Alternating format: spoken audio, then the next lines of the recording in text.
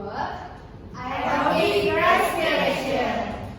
In this very good occasion, we would like to presentation about our material. Our material is aerobic respiration. So maybe for the first step is we would like to introduce ourselves. My name is Putri Nurwati Adeha as a president. My name is Ria Siti Ramadhani. My name is Safra Ramadhani. My name is Nanda Hasminawiya. My name is Rido Pratama. My name is Yulidarudina Hermawati. My name is Dani Sutisna. So maybe for the next step, we would like to show you like our group video portfolio. So let's check it out.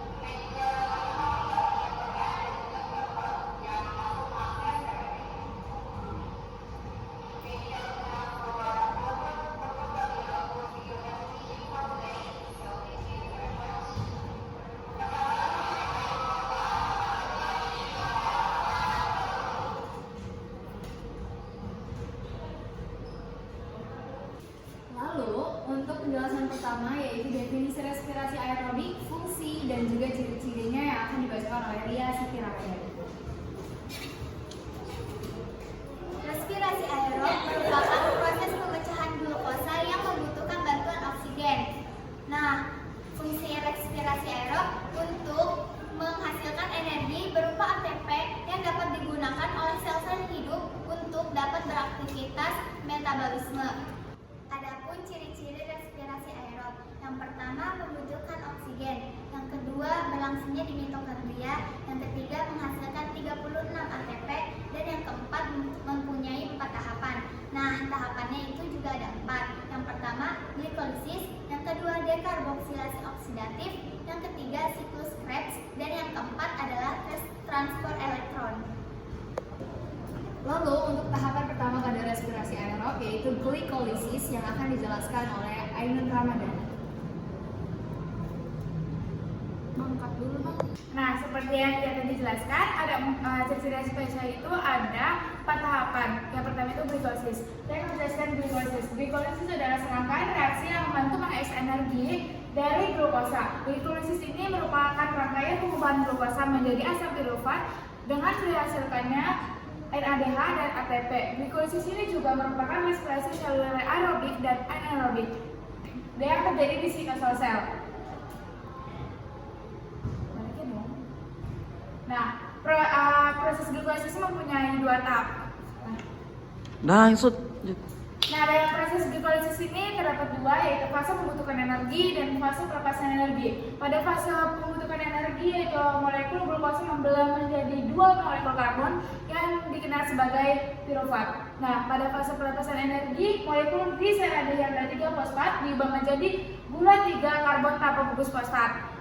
Reaksi ini melepaskan energi ketika molekul menjadi lebih stabil dengan mengubah 1 NADH+ menjadi NADH dan 2 ADP menjadi ATP untuk molekul gliseraldehyat dan 3 fosfat. Ketika proses glikolisis fase membutuhkan energi dan fase pelepasan energi terjadi, produk dari reaksi keseluruhan itu ada 2 molekul pirufat, 2 molekul ATP, dan 2 molekul NADH. Dengan adanya oksigen, molekul pirufat dapat dipecah melalui oksidasi dalam respirasi sel untuk membentuk lebih banyak dalam bentuk ATP dan karbon dioksida. Nah, ATP adalah adenosin trifosfat, merupakan sumber energi yang nantinya digunakan untuk transport aktif menuju mitokondria. Untuk 2 molekul NADH yang dihasilkan akan ditransfer ke tahap transfer elektron. Terima kasih Ainun atas penjelasannya. Lalu juga tahapan kedua yaitu dekarboksilasi oksidatif yang akan dibacakan oleh Nanda Yasmin Aulia. Dekarboksilasi oksidatif adalah tahap dalam proses reaksi aerob di mana molekul asam pirufat diubah menjadi asetil koenzim A dan karbon dioksida. Pada sel eukariotik berlangsung di matriks mitokondria dan pada sel prokariotik berlangsung di sitosol atau cairan sitoplasma sel. Yang pertama, setiap asam pirufat yang dihasilkan kemudian akan diubah menjadi asetil koenzim A. Yang kedua, asam pirufat akan mengalami dekarboksilasi oksidatif sehingga gugus karboksil akan hilang sebagai karbon dioksida dan akan berdiskusi keluar sel. Yang ketiga, 2 gugus karbon yang tersisa mengalami oksidasi sehingga gugus hidrogen dikeluarkan dan ditangkap oleh akseptor elektron NADH+ membentuk NADH4. Asam pirufat diubah menjadi asetil koenzim A dengan menghasilkan NADH dan melepaskan karbon dioksida. Pada pembahasan sebelumnya, kita membahas tentang tahap glikolisis yang terjadi di sitosol dan menghasilkan asam pirufat. Sedangkan dekarboksilasi oksidatif terjadi di mitokondria, tepatnya di matriks mitokondria dan menghasilkan asetil-CoA atau asetil koenzim A. Asam pirufat adalah senyawa beratom 3 karbon, sedangkan asetil koenzim A adalah senyawa beratom 2 karbon. Jadi satu karbon dari asam pirufat akan berikatan dengan oksigen dan menghasilkan karbon dioksida. Jadi pelepasan tersebut memicu timbulnya proses NAD+ plus H+ menjadi NADH. Jadi kan dari proses glikolisis itu menghasilkan asam pirufat. Sebenarnya yang dihasilkan dari proses glikolisis itu 2 asam pirufat. Jadi dekarboksilasi oksidatif terjadi 2 kali. Jadi prosesnya terjadi 2 kali karena yang dihasilkan dari proses glikolisis adalah 2 asam pirufat. Dan hasil dari dekarboksilasi oksidatif adalah 2 NADH, 2 karbon dioksida, dan 2 asetil koenzim A. Terima kasih Nanda Yasmin Aulia yang telah menjelaskan tentang dekarboksilasi oksidatif. Lalu tahapan selanjutnya yaitu siklus Krebs yang akan dibacakan oleh Rido Pratama. Oke, di sini saya akan menjelaskan siklus Krebs. Yang pertama itu ada tempat, bisa dinamai dengan mitokondria. Ada 2 membran, yaitu membran luar dan membran dalam. Membran dalam itu juga bisa disebut dengan kristal. Nah, terjadinya siklus Krebs ini terjadi di matriks, yaitu dan ada yang kedua yaitu ada proses, ada 2 oksaloasetat 4C yang bereaksi dengan 2 asetil koenzim A yang akan menghasilkan 2 asam sitrat 6C yang berubah lagi nih menjadi 2 isositrat 6C. Nah, 2 isositrat 6C ini akan diubah lagi menjadi 2 asam alfa-ketoglutarate 5C yang menghasilkan 2 NADH yang berasal dari 2 NAD+ dan mengeluarkan 2 CO2. Lalu 2 asam alfa-ketoglutarate 5C ini diubah lagi nih menjadi 2 suksinil 4C yang akan menghasilkan 2 NADH yang berasal dari 2 NAD+ dan mengeluarkan 2 CO2. Lalu suksinil 4C ini akan diubah lagi nih menjadi 2 suksinat 4C yang menghasilkan 2 GTP dan 2 GDP. Dan 2 GTP ini sama aja dengan 2 ATP dan 2 ADP. Nah, GTP dan GDP yaitu yang GTP ini guanosin trifosfat dan GDP yaitu guanosin difosfat. Lalu 2 suksinil 4C ini diubah lagi nih menjadi 2 suksinat 4C dan 2 suksinat 4C ini diubah lagi menjadi 2 fumarat 4C yang menghasilkan 2 FADH2 yang berasal dari 2 FAD+. Nah, 2 fumarat 4C ini diubah lagi menjadi 2 malat 4C yang tidak mengeluarkan apa-apa dan menghasilkan apa-apa. Nah, 2 malat 4C ini menuju ke 2 oksaloasetat 4C yang akan menghasilkan 2 NADH yang berasal dari 2 NAD+. Nah, yang ketiga ini ada hasil. Ada 6 NADH ya, yaitu ada di sini dan di sini, dan 2 FADH yang berasal dari sini, dan 2 ATP yaitu di sini, dan 4 CO2 yaitu ini dan ini. Terima kasih. Terima kasih Rido atas penjelasannya. Lalu tahapan yang terakhir yaitu transport elektron yang akan dibahas oleh Yulita Laurina Hermawan. Nah, di sini ada sistem transfer elektron, yaitu 7 sistem transfer elektron adalah tahapan terakhir dari respirasi aerob. Nah, di sini ada beberapa tahapan dari sistem elektron, yaitu transfer elektron berlangsung pada kristal dalam mitokondria. Transfer elektron sering juga disebut sistem rantai respirasi atau sistem oksidasi terminal. Nah, di sini juga ada molekul yang berperan penting dalam reaksi ini adalah NHDH dan NHDH2.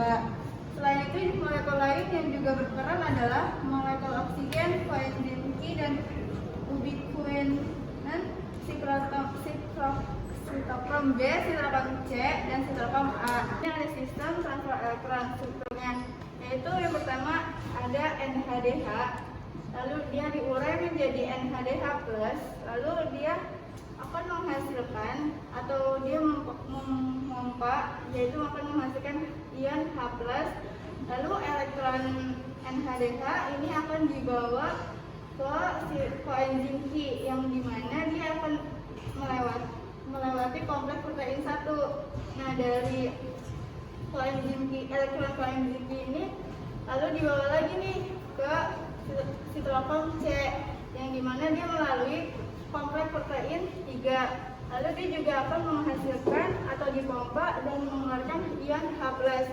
Nah, lalu dari elektron sitokrom dari sitokrom C ini akan dibawa masuk lagi nih ke dalam matriks yang dimana dia melalui kompleks protein 4. Nah, lalu elektron ini akan menangkap oksigen, lalu dia akan berikatan dengan 2H hidrogen. Nah, lalu 2 hidrogen ini akan dibentuk menjadi H2O. Nah, tadi kan dari NHDH ini kan melewati kompleks protein 1, kompleks protein 3 dan 4. Dia akan menghasilkan ion H+ yang menjadi 3. Nah, hal yang ini semuanya dia akan masuk ke ATP sintase yang dimana dia akan berubah menjadi ADP, mengikat fosfat dan menjadi ATP. Nah, kan tadi kan dikeluarkan menjadi 3. Jadi dia masuk ke dalam matriks lagi, jadi menghasilkan 3 ATP. Nah, sedangkan FHDH 2 diurai menjadi FHDH+ yang dimana dia melalui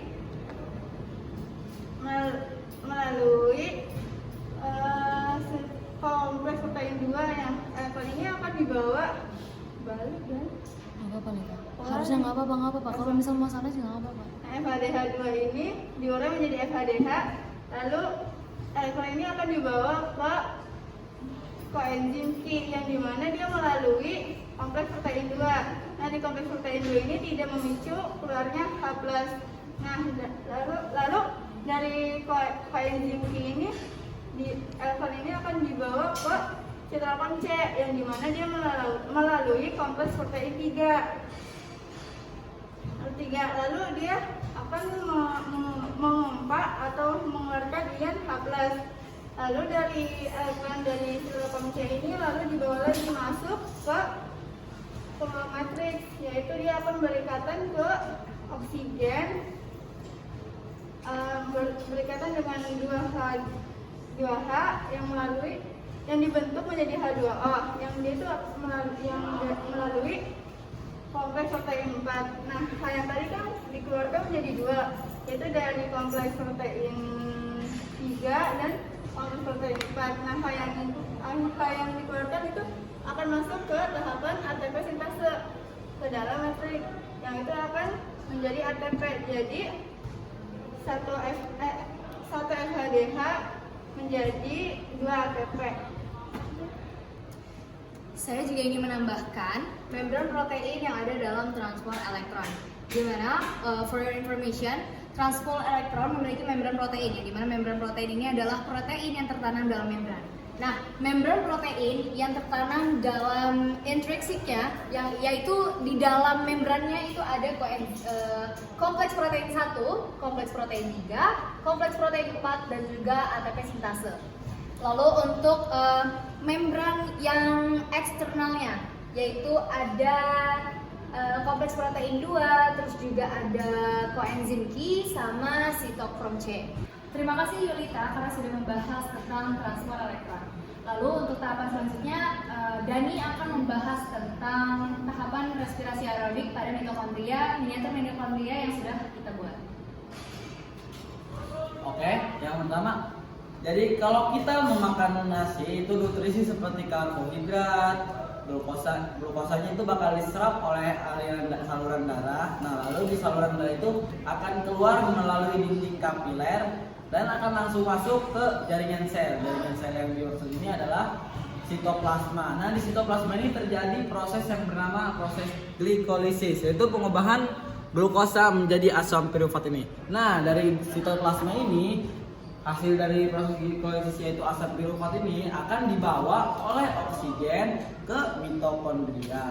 Nah, di mitokondria ini terjadi proses selanjutnya yaitu proses yang bernama dekarbonisasi oksidatif, yaitu pengubahan asam pirufat menjadi 2 asetil CoA, 2 NADH dan 2 CO2-.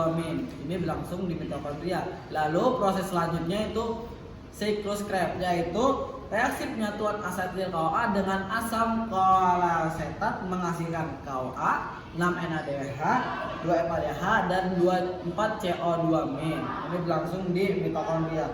Lalu proses yang terakhir yaitu transport elektron, yaitu reaksi reduksi atau oksidasi NADH dan molekul FADH yang pada akhirnya menghasilkan H2O dan juga energi berupa ATP yang berlangsung di membran mitokondria. Nah, baru keluarlah 36 ATP itu H2O dan CO2.